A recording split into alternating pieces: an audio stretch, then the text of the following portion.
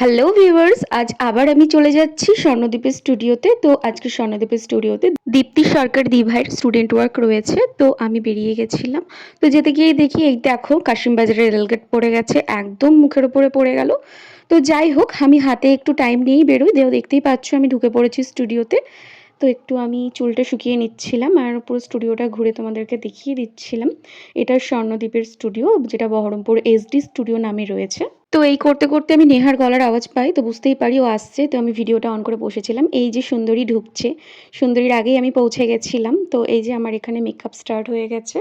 তো মনীষা সেদিন একটু লেট করে এসেছিল, ও হয়তো অন্য কোথাও ছিল, ওকে ট্রেনে করে আসতে হয়েছিল, যার জন্য ওর একটু টাইম লেগেছিল। তো আজকে আমি, নেহা আর মনীষা আমাদের তিনজনেরই একসাথে কাজটা ছিল। তো এখানে দেখতেই পাচ্ছ আমার এখানে 50% মেকআপ ডান হয়ে গেছে।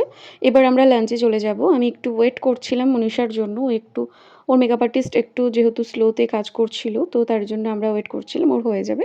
তো একসাথেই আমরা বসে পড়বো লাঞ্চে। তো এরপরে মনীষা লাঞ্চের জন্য চলে আসে। তো দেখতেই পাচ্ছ আমরা বসে পড়েছি লাঞ্চে। তো আজকে বিরিয়ানি আনা হয়েছিল, আর নেহা রিচ খাবার খেতে পারবে না, ওই জন্য ও বাড়ি থেকেই খাবার ক্যারি করেছিল। তো লাঞ্চের পরে এই যে আমি হেয়ারের জন্য রেডি হতে চলে আসি, এখানে হেয়ারের কাজ চলছিল।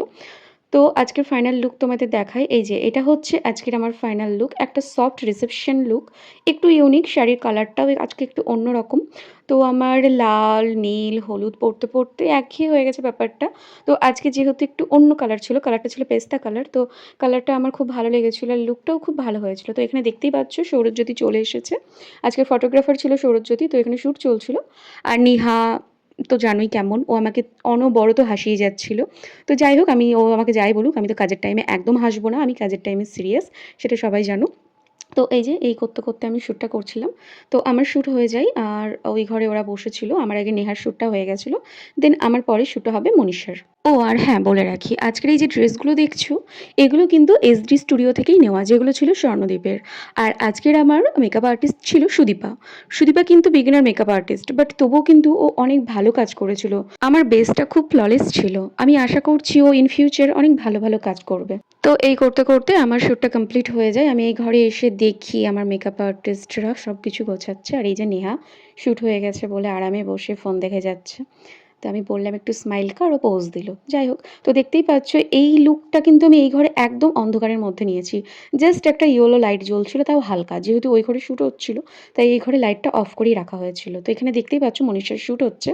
তো এটাই ছিল আজকের আমার ফাইনাল লুক। তোমরা অবশ্যই কমেন্ট করে জানিও লুকটা তোমাদের কেমন লেগেছে। যদি ভালো লাগে সেটাও বলবে, যদি কোথাও খারাপ লাগে সেটাও বলবে। বাট হ্যাঁ, এটা কিন্তু যে করেছিল সে একদমই বিগিনার ছিল, এটাও তোমরা মাথায় রেখো। তো এই যে এই শ্যুটও শেষ, আর আমাদের নেহা বনুর ঘুমও পেয়ে গেছে। তো যাই হোক, ও বাড়ি গিয়ে এবার আরামে ঘুমাবে। তো এটাই ছিল আমার 14ই মের একটি শ্যুটের ভিডিও। তোমাদের ভালো লাগলে অবশ্যই লাইক কমেন্ট করো।